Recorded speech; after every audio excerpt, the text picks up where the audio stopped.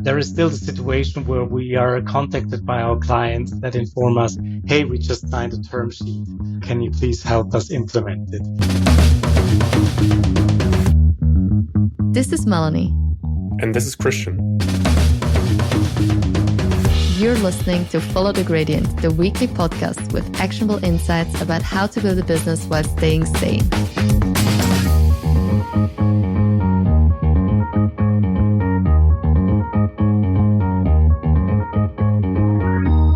Welcome back to another episode of our Follow the Gradient podcast. Today we're diving into a topic that many entrepreneurs dread, legal aspects. But it's one that can truly make or break a company. As a founder, I've learned firsthand how crucial it is to sort out legal matters early on. In my first venture, we were so focused on developing our product that we didn't set up any legal agreement among the founders. Everything was going great until we started discussing equity. Suddenly, everyone had different ideas about how much each of us should own, and it became a major source of tension. We managed to fix it in the end, luckily, but this isn't always the case. So this really taught me the importance of having basic legal structures in place from the very beginning. When we recently had Francine on the show talking about how to prepare your startup for an exit, it reminded me of another story that relates well with today's topic. It's a story about a venture where potential buyers walked away at the last minute because the firm couldn't prove ownership of their intellectual property. All that hard work gone because of overlooked legal details. There is a feeling of disorientation we often notice when talking to people around us about legal topics. Therefore, we are excited to talk to Karim Maizar today. Karim is a partner at Kellerhals Carrard, a Swiss law firm. As co-founder and head of the firm's startup desk, Karim works with many promising technology and life sciences startups during all phases of their growth, from university spin-offs and initial seed rounds to growth financing rounds and exit transactions. Karim also has extensive experience in advising VCs, strategic investors, including corporate VCs, and business angels as part of their engagement with high-tech startups. He is a regular speaker in his field and holds workshops for founders throughout the country. Today, Karim shares his insights on when and how to loop in a lawyer once you have founded a company, what to pay attention to when negotiating term sheets, the most important clauses in a shareholders agreement, and why intellectual property rights can kill an exit if not done properly from the start. By the way, we're doing all this as a side hustle to help people through the craziness of startup life. If you like what you're hearing, sign up to our newsletter at www.followthegradient.io. In this newsletter, Karim also shares exclusive insights he hasn't shared on the podcast. But now, without further ado, let's dive right in. Welcome to the show, Karim. Before we dive deeper into the topic of today, a more personal question. What actually excites you about working for startups? And can you share maybe a little bit about how you actually took the chance to become a startup lawyer? There was no overall strategy that ultimately led me to the startup world. As so often in life, it's a coincidence. It wasn't that I told myself I'm going to be a startup lawyer, but I just wanted to find my angle to things. And it was actually just the openness to ideas and initiatives that led me to read some newspaper article about the University of Zurich launching a startup desk for students. And I was like, hey, that sounds like a cool idea. Let's reach out to them and offer them some free workshops and legal Q&A sessions, which ultimately didn't materialize. But luck had it that through that contact, I was linked with the Innovation and Entrepreneurship Lab at ETH Zurich. That's ETH Entrepreneurship, essentially how it's called today. And that has led to a great connection with the IE Lab at ETH, which allowed proximity to the ETH spin-offs as such. And then over time, I was able to work out my client base on that basis. And that's kind of the bridge to the first part of the question, in the sense of what excites me. I think from the very start, I realized how much I'm drawn to that ecosystem because I saw highly qualified people that would easily have found a job in, established companies that could easily make a great living out of the salaries that they would be getting at those established companies, and that still decided to take the more risky road with starting their own venture, not knowing where this is ever going to end. So being confronted with people that are so intrinsically motivated and that are putting a focus on what really excites them is just something that had a reflection on me. And then in a second wave, and that took a little bit of time because I was really totally new to the startup world. But over time, I started to realize how fundamentally important from an economic point of view all these entrepreneurs at the end of the day are. Because obviously we have the big companies that still spend some money on research and development, that try to be innovative, that try to bring out new products. But it's not that trend is going through the roof. Actually, it's rather the contrary. Companies spend less and less on R&D. And so that brought me very quickly to the question, well, where does innovation come from a macroeconomic point of view if companies spend less and less? And the answer is obvious. It has to come bottom up from the startups. And that kind of gave me that dimension of, hey, I'm actually part of an ecosystem that plays really a more fundamental role in securing the competitive edge of Switzerland as an economy. And I simply cannot imagine ever leaving it again because it's just too exciting overall. One more I could chip in is, of course, when you are a startup lawyer, you see ups and downs. And I mean, I know you know, and everybody probably listening to this will know, there is never just one way that goes up. It's a very bumpy road. And as a startup lawyer, in those cases where you're able to establish good relationships, especially with the founders, you go through all those up and downs. And I mean, this is not something that you take lightly, but that adds so much to how you feel about being part of that team in a sense.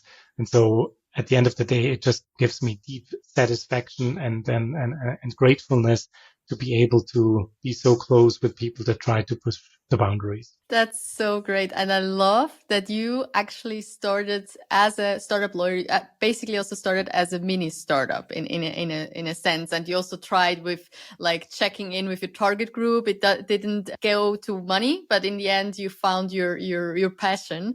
And I really like that. That reflects a common story among startups as well.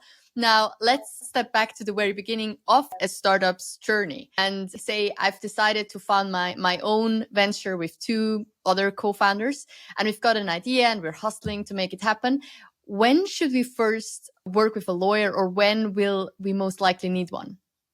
Yeah, that's a very good question. And the answer is, in most of the time, it's always the same. And it may sound trivial, but the earlier, the better.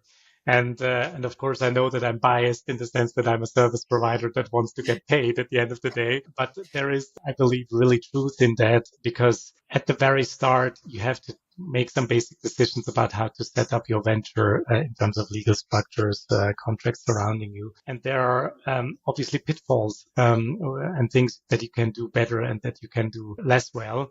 And it's not that this is rocket science. At the end of the day, so many entrepreneurs have been at that point before, and hopefully many more will follow. So it's more about making sure that at that point in time, you actually stay kind of middle of the road in terms of how you proceed, rather than taking some exotic detours left or right, which may later on haunt you. So in that sense, the trivial answer is the sooner the better. And what I would add is the more that you are looking to starting a venture that ultimately is growth oriented, in the sense that that it's part of the story to seek funding from external investors, what we would probably see as the classic startup as such, then it makes even more sense, because obviously you want to make sure that you set the foundations right in order to onboard investors later on, which usually follows very quickly after the incorporation. It may be a bit different with lifestyle companies, that are not really that growth oriented or depending on external capital, where you can start and, maybe it's less critical that you avoid all the mistakes. But even there, it's a low hanging fruit to secure the expertise from a startup lawyer at the very early stages, and then see how it goes on. Yeah. And since we really want to provide our listeners with like this kind of checklist or hands-on advice, what are the initial legal items we need to sort out with a lawyer's help? Like what should we be prioritizing early on, and which are the things that you say, yeah, that this can also be done later on when we now think about like a venture-backed venture? Mm. Yeah, I think it's really the basics. Sorry, a VC-backed venture.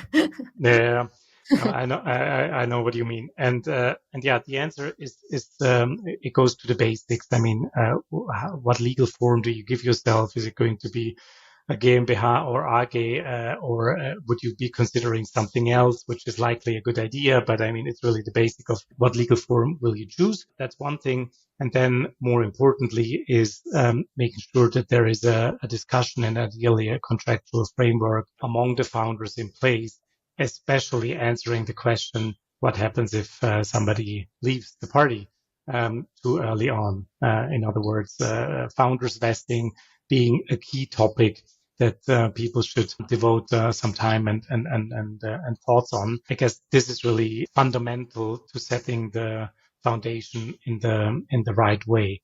Things may come on top of that depending on where the story is. I mean, sometimes people already start to enter into contractual relations with others, being a pilot project a partner or whatever. So there may be a relevance in the context of the contractual relationships that you try to set up, even though it's a very early stage. So of course, then it also makes sense to look into that.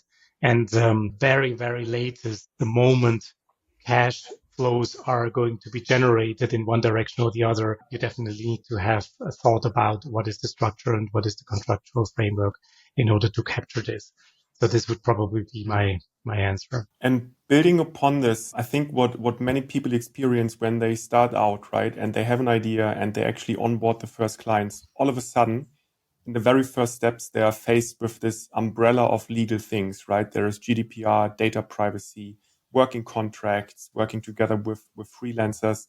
So from the perspective, for instance, of a classic B2B SaaS company in the very, very early stages, who is the right lawyer to approach, right? Is there something like a one-stop shop, or do I actually have to work with different types of lawyers already in the first stages?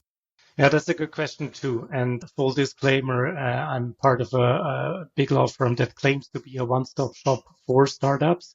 So my view may be a bit biased in that. Just wanted to make that clear. But my answer would indeed be that you should seek to find someone who can cater to the classic topics that come together and that touch upon a variety of topics. And this doesn't mean that it's always the same person. So in our case, obviously, you would have a main contact person, but they can link you then to the experts in the relevant field. And the benefit that you have with this setup, as opposed to spreading out and diversifying across different advisors, I guess it's obvious it's that you keep consistent knowledge about everything that is going on, and it's easy to make a link between one work stream and the other. And keeping the big picture is greatly facilitating the legal advice to a startup, because you can take all the relevant aspects into consideration when delivering your advice. So from that perspective, I would generally recommend to seek out someone who has a network of people for the topics that usually come up. In your example, we would be usually looking at corporate law questions, at IP questions, at general contract and employment law questions. And that's more or less it when it comes to the basics. And then, of course, it may branch out into different other topics, but this should be covered.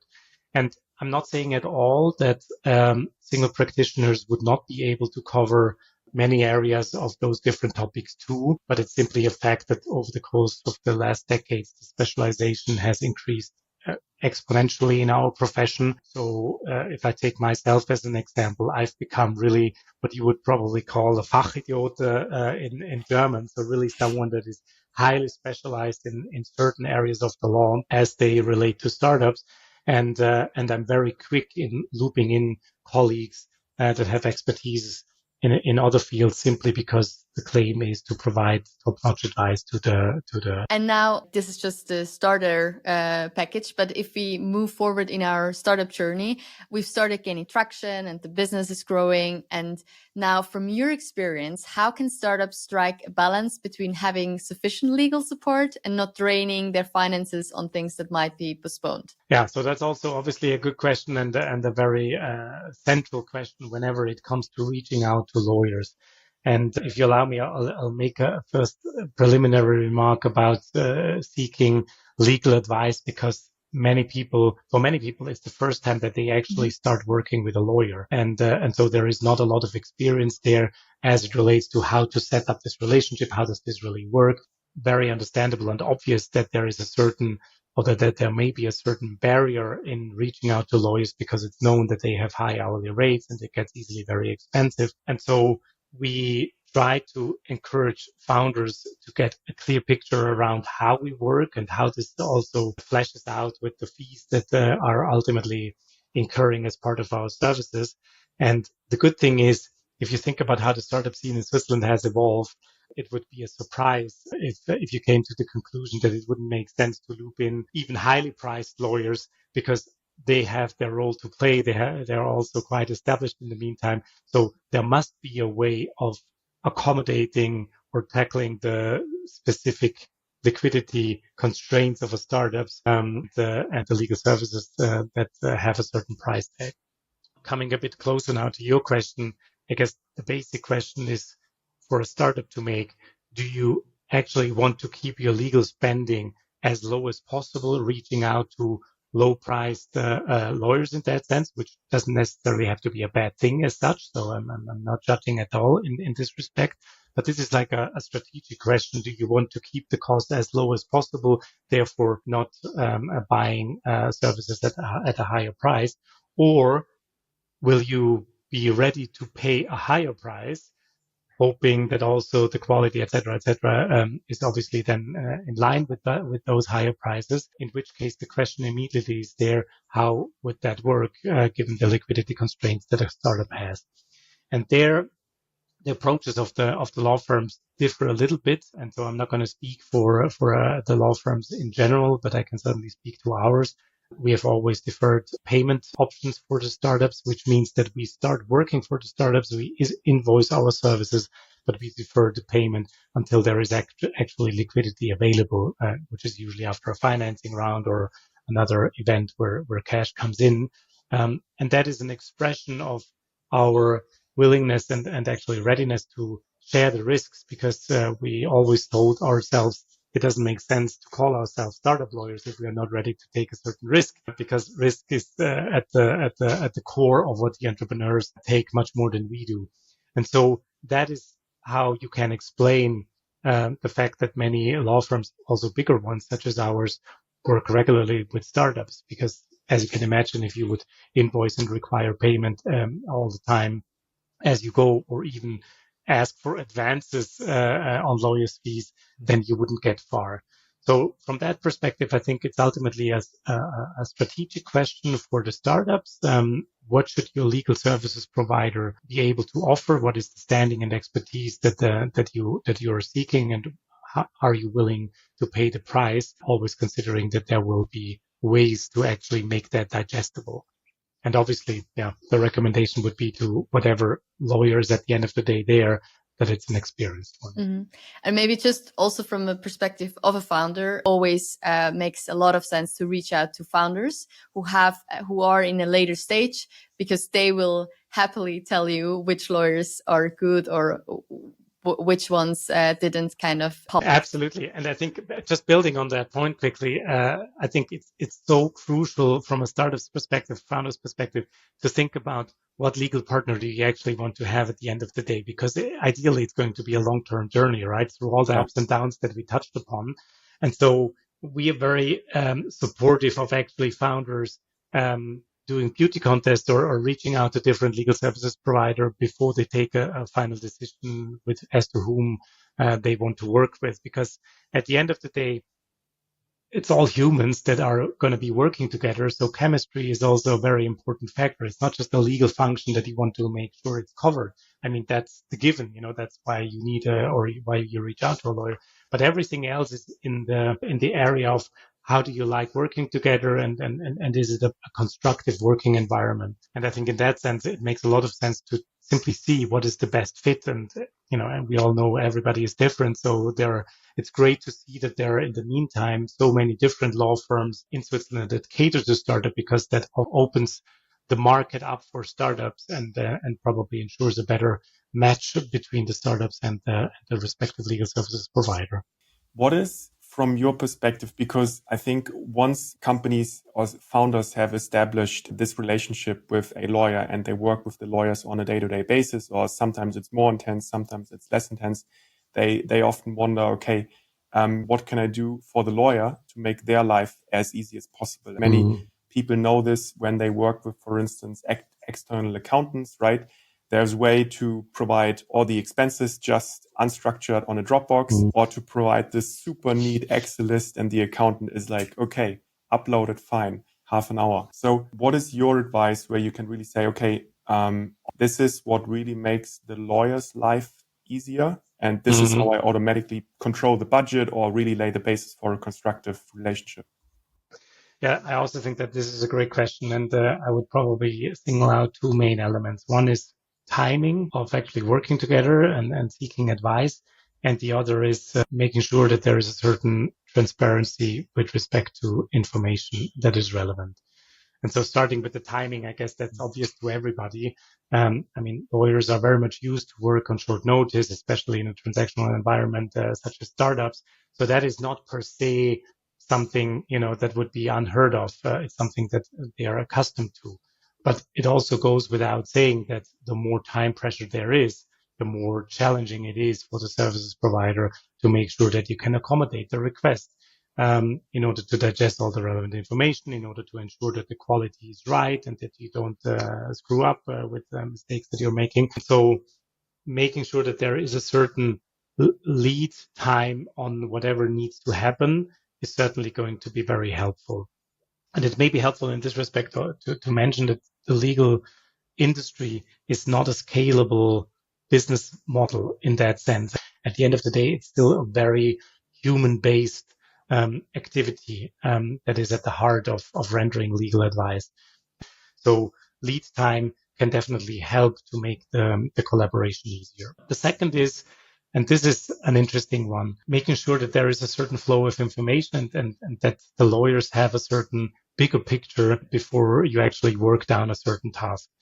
And there the variety is huge. I can tell you from my experience, we have clients that are scale-ups post Series B or Series C even, with whom we have very little interaction. They reach out to us very specifically in a usually structured way, but very specifically on certain topics, get our advice, and then there is not much more going on.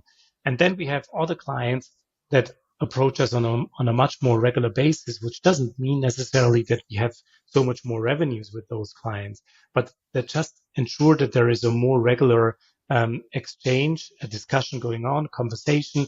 Maybe it's just a 5 or 10 minutes call with a specific question, which gives you the possibility to ask more generally about where you're standing and so on and so forth. So the variety is very big. Of course, for us, really deploying the expertise that we have out of advising so many startups and VCs, et cetera, it's of course great to be a bit more on your journey in order to chip in advice here and there, even if it's not maybe asked.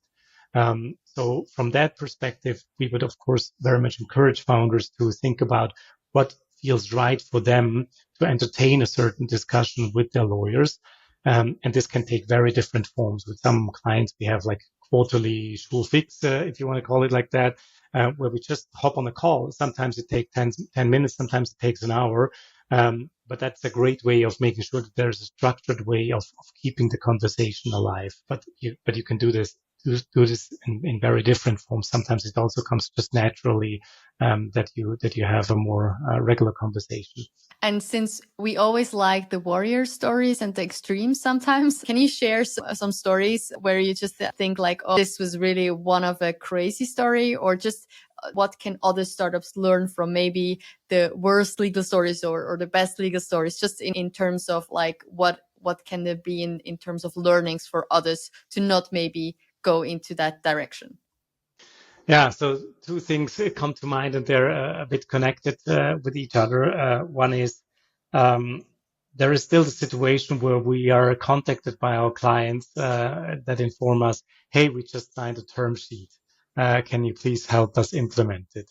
So reaching out to us after the fact in a kind of way, it still happens. Fortunately, it happens less than it did maybe 10 years ago, but it still happens.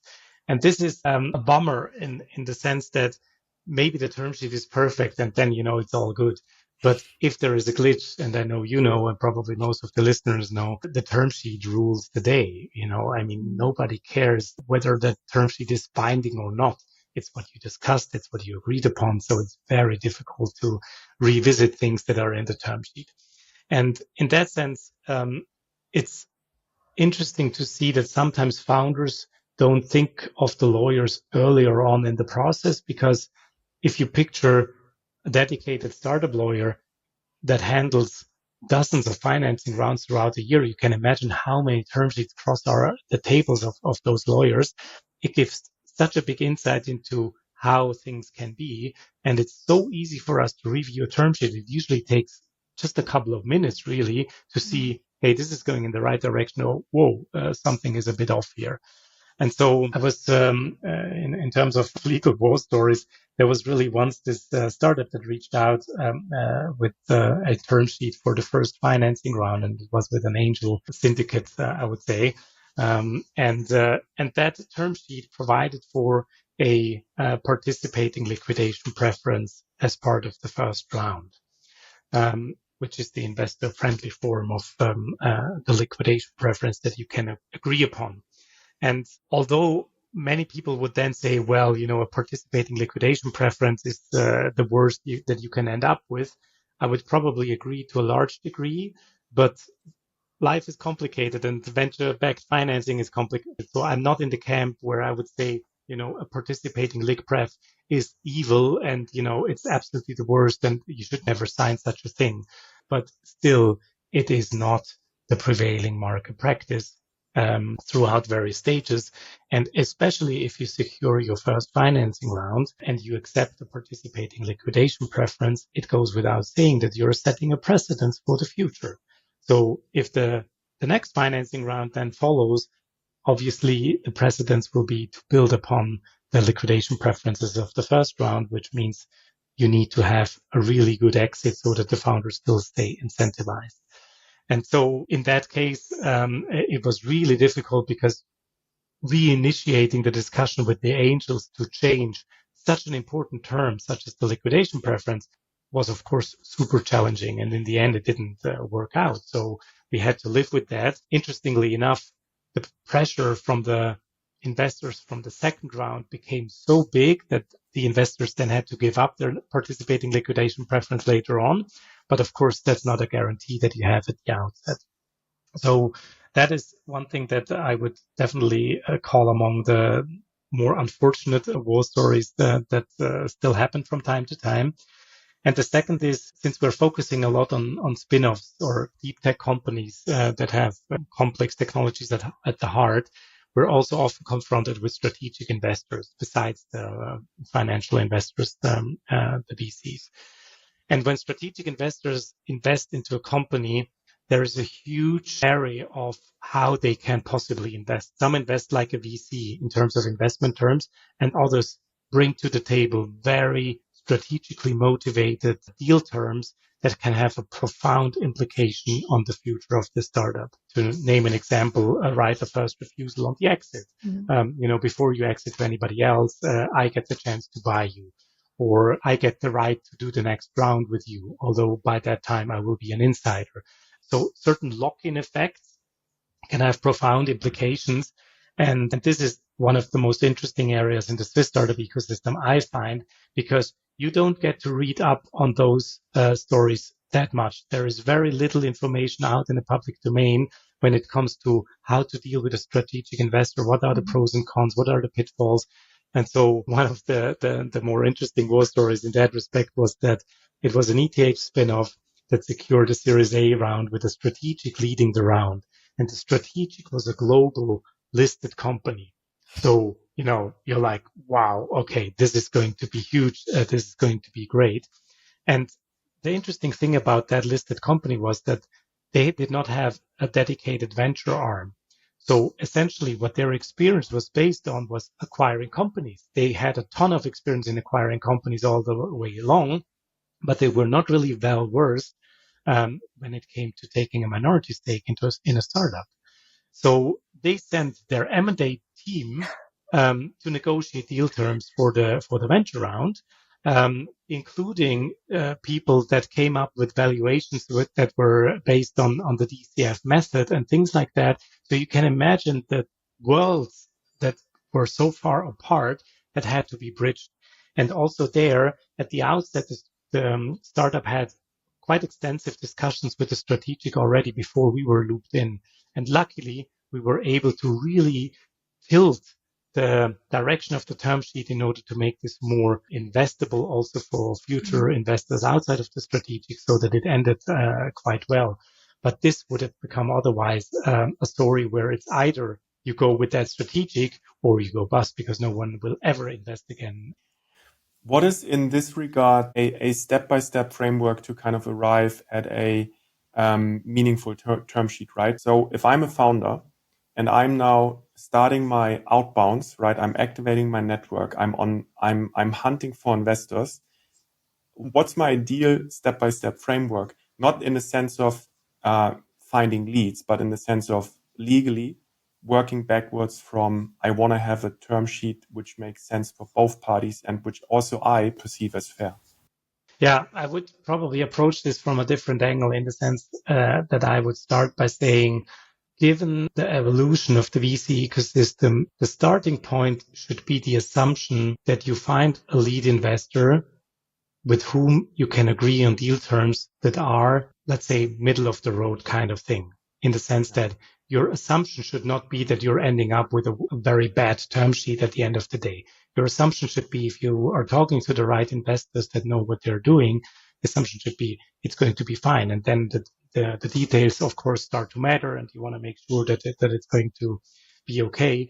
But something that I experienced time and again is that founders that are not so experienced yet with financing rounds, and no one of them is to blame. I mean, for many of them, it's the first time experience. They sometimes struggle with trusting into a certain way how the industry does financing rounds, and I'm the last one that tells you accept any term sheet from a VC if it has a good reputation in the market. But I'm definitely in the camp of telling founders, hey, don't reinvent the wheel. There is a certain way of doing financing rounds. There is a certain way how investors try to protect themselves with investment protection terms that may at first sight may sound awkward to you, or, like, oh, these are the evil investors and I need to protect myself as a founder. But the baseline should actually be to expect something which is in line and which also kind of makes sense if you put yourselves into the shoes of an investor. So I would be very supportive of founders building up their knowledge and awareness when it comes to what to expect. But at the end of the day, making sure that the founders know what to expect is probably going to ease the process tremendously, because then you will be less held up with certain terms that you may come across when reviewing a first term sheet from the lead investor that you're talking to. So I think that is a crucial element. Secondly, there are still some black sheep, and there will always be black sheep among the investor universe, and sometimes even with names where you wouldn't expect it to, although it's clearly the exception because they have a reputation, they have a track record. But of course, it makes sense to scrutinize a term sheet at the outset. And ideally, you have multiple term sheets. I mean, that's the heaven of startup financing. You can do arbitrage between different term sheets and try to line those up and use them against each other before signing up to someone, so that you can hopefully draw out the best deal terms for you. But that's a rare situation for many startups. So most of them would end up with, being grateful that one lead investor is ready to submit a term sheet. And then it's about making sure that this is more or less acceptable. And in this respect, goes back to the comment I made earlier. And again, it doesn't necessarily have to be a lawyer, but I would definitely encourage every startup to reach out to a lawyer that has experience in that field, because it literally takes a couple of minutes to take a look at a term sheet and to decide, okay, this is more or less fine. Let's focus on the details versus there are some exotic things. So in that sense, preparing for what to expect is probably the best advice I would give. And maybe if you're already now at the term sheet, there is another very important agreement that is quite crucial for a startup, and that's the shareholders agreement, which also has a lot of traps that founders can fall into. So maybe for those who are new and are first time founders, can you give a quick update on what a shareholders agreement is, but also at what point a startup actually needs one, like just the crash course into the SHA? Sure, happy to. And if I gave the impression that as part of an incorporation there shouldn't be a shareholders agreement, then we definitely need to correct that impression, because it's definitely part of the advice to have a shareholders agreement in place as part of the incorporation. We put it to the request. Good. But coming to your question, the shareholders agreement is really where the music plays. So forget about articles of associations, board regulations, any other documents you can think of as part of getting a company up and running. This is where the music plays, in the sense that it is an agreement among the founders, if we're talking about the incorporation stage, among the founders, where they among themselves agree on the governance structure for the company, where they agree on what happens with the shares, if somebody wants to transfer shares, and so on and so forth. So it is a crucial document that every founder, even though shareholders agreements tend to be 30 or 40 pages long, needs to understand. Now, having said this, shareholders agreements are very standardized in the meantime. There are very few items, especially as part of the incorporation, where we have discussion with the founders. Are we taking a left turn here or a right turn here? Most of the things is very straightforward, and that's no surprise because it's tested. Again, it's not rocket science at the end of the day. It's not about you reinventing the wheel. Shareholders agreements are there for a certain purpose, and it's been tested so many years since startups are there. So the expectation should not be that something very exotic comes your way when you think about a shareholders agreement. If you ask me how would I boil it down to the thing that really matters, it's the founder's vesting clause. So what is the founder's vesting clause? It's very simple. It answers the question, what happens if somebody of the founders decides for whatever reason to leave the company, to no longer be operational in the company, or if others decide to kick that person out. So we're talking about executive founders that have an operational role in the company and therefore usually have a certain sizable stake in the company, especially at the incorporation stage. The founder's vesting clause answers the question, what happens to that founder?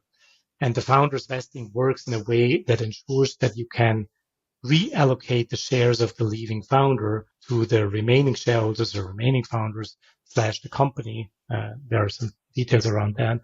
And that is so important and sometimes still fundamentally underestimated, because it relates directly to the investability of the startup going forward.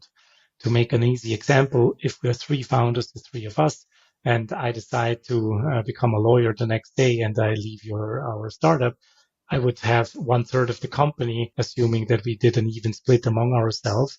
And if somebody else wanted then to invest in your startup where I'm no longer part of it, and I hold 1/3 of the shares, every investor will tell you, what is this guy doing here? Why should I invest into a company where someone with such a big stake is no longer contributing? It's not that this person paid a price on the shares when he acquired it. So it's just that equity on the cap table that could be used for incentivizing employees or as a successor to me as a leaving founder. So this can have profound implications. And of course, as you can imagine, sometimes founders start out with the company without having a shareholders agreement in place, or they may have a shareholders agreement in place, but not with a vesting clause, or they may have a shareholders agreement with a vesting clause, but the vesting clause is off market and, not designed properly. And then you can end up in a very bad situation, because the only trick that is then available to you is that you agree among the founders to decide on how to reallocate the shares. And good luck with that if you're no longer on good terms.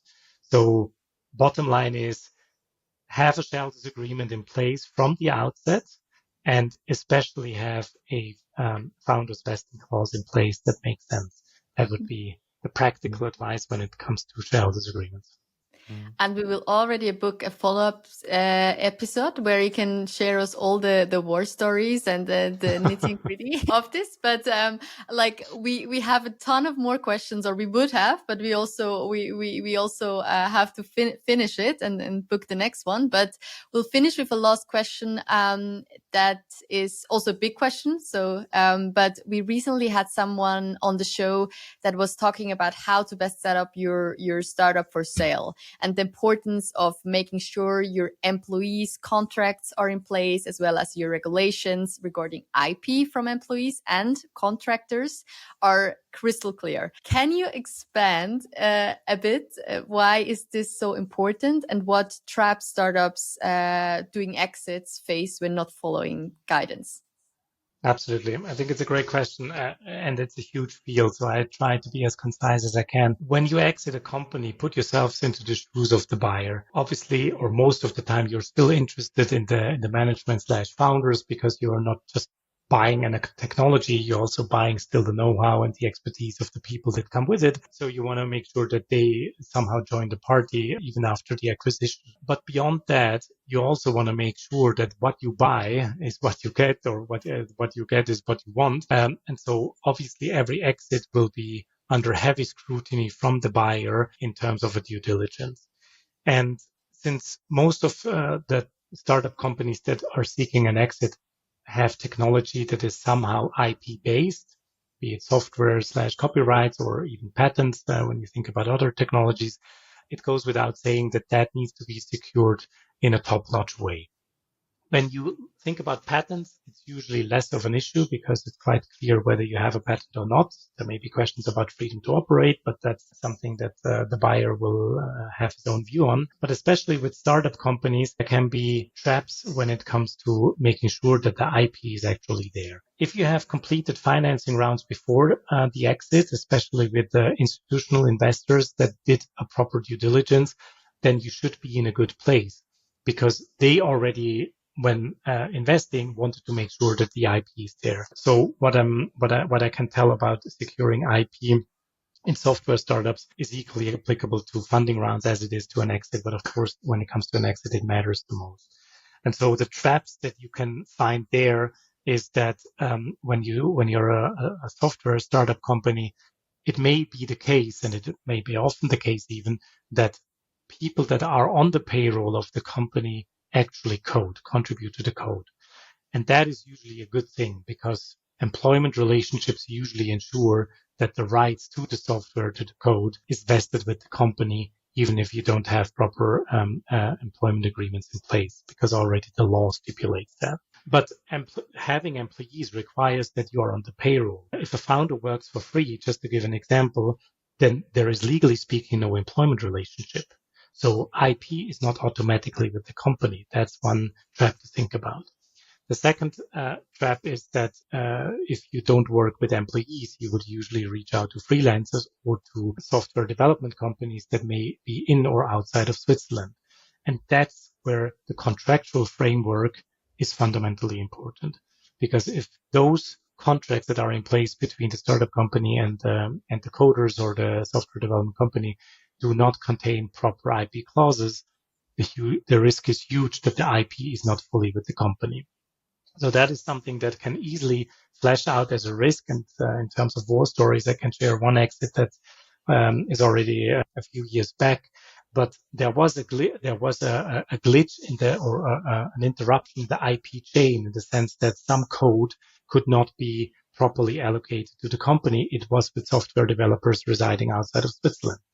So as part of the exit, obviously the buyer, wanted to make sure that he gets the IP, but he also said, look, even if we can try to assure that, any remaining risk is shifted onto the shoulders of the selling shareholders, including the founders, meaning if something goes wrong after the acquisition, the purchase price will be deducted, or you get even liable beyond that, depending on how the contract is phrased. So the founders had a huge interest in securing the IP in hindsight, which meant we had to reach out to those software developers individually. And they were in Poland, they were in Serbia, and in the Czech Republic. And you can imagine it's very difficult to reach out to those people, especially if they are former developers. Some of them were still active, so then you have an ongoing relationship. But others had to be contacted and had to be asked to sign a certain piece of paper in order to ensure that the IP is really with the company. And that offers a ton of risks, I think everybody can imagine. So that is definitely something that needs to be on the radar of everyone. And then the second thing is employment agreements and IP clauses and also non-compete clauses. They are under Swiss law subject to a formal requirement in the sense it requires wet ink signatures. And who doesn't love DocuSign? Everybody loves DocuSign. We love DocuSign, but it's not wet ink signature. So when it has a bearing on the non-compete, but also with respect to more comprehensive IP clauses that really make sure that you take the optimum out of how to allocate IP to the company, you need wet ink signatures in your employment agreements. And so that is something that is easily overlooked with startups and forms part of the advice I would give in order to be prepared for an exit. I think we take this on our checklist that DocuSign may be very convenient, but it's not always to the point in terms of what is legally required. Karim, so thank you very, very much for this very interesting conversations. I think there is a lot of very specific insights which our listeners appreciate and the different exciting war stories. The last question, when people want to know more about you, where can they find you? First of all, thank you for inviting me onto this show. It's very much appreciated because the main protagonists are not the service providers, but they're really the entrepreneurs. And so thank you for shedding the light on someone who is a bit at the side of the stage. I really appreciate that. And compliments to the show in general. I think it's a very important element of bringing the ecosystem forward in Switzerland by sharing all the know-how and experiences. And I think it's a great initiative that you have started. I wish you a lot of success also in the future, and I'm quite confident that there will be success. And to your question, the easiest is still to find me on the website of our law firm. Drop me an email or contact me via LinkedIn. I'll be happy to follow up. Thank you so much for being here, Karim. It was a lot of fun, and talk to you soon. Thank you very much. Bye.